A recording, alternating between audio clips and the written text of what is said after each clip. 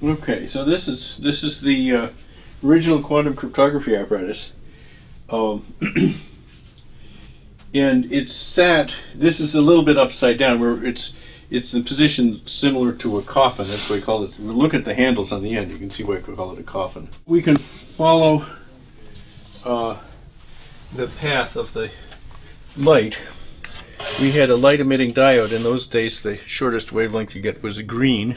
This is back in 1989.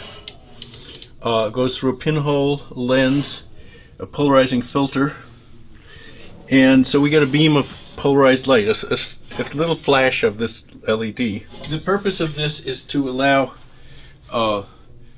two parties who share no secret information beforehand to communicate secretly. And the principle that it uses is the principle of quantum physics, which is that there are some signals, in this case dim flashes of light, that there's no way of eavesdropping on them without disturbing them. So in this case there are 4 different kinds of flashes of light, and they come in 2 pairs. We call it vertical and horizontal, or the 2 diagonal polarizations. You can distinguish vertical from horizontal in principle perfectly well without disturbing them, and the 2 diagonals you can distinguish from each other. But any measurement that distinguishes these 2 causes those 2 to behave randomly. And so if you have a sequence of all 4 kinds, the would-be eavesdropper is in a dilemma of having to listen or to watch vigorously and therefore spoil half of the things, or not watch very much and maybe not introduce very many errors, but also not learn about the signals.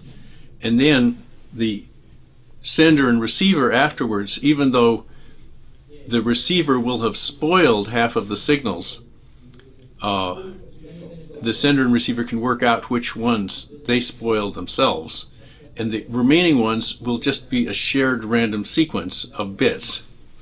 And that's a fundamental theorem of cryptography. If 2 people share a secret sequence of bits, it allows them to communicate secretly over a public channel.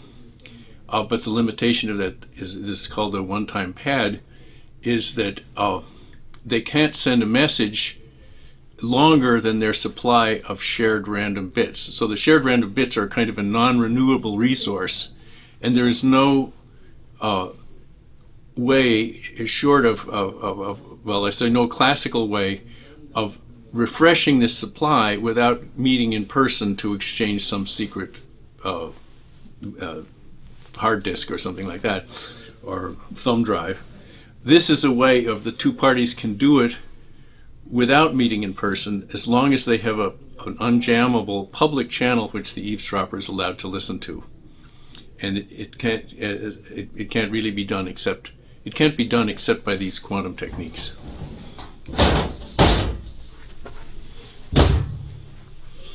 So this communicated in principle in absolute secrecy over a distance of about 30 centimeters. But now the people, as you can see, it was a piece of laboratory equipment constructed by theorists. So the ones that are done by professionals operate over distances over 100 kilometers now, either through optical fibers or through open air. I think they can even do it in the daytime, I think, although not that great a distance.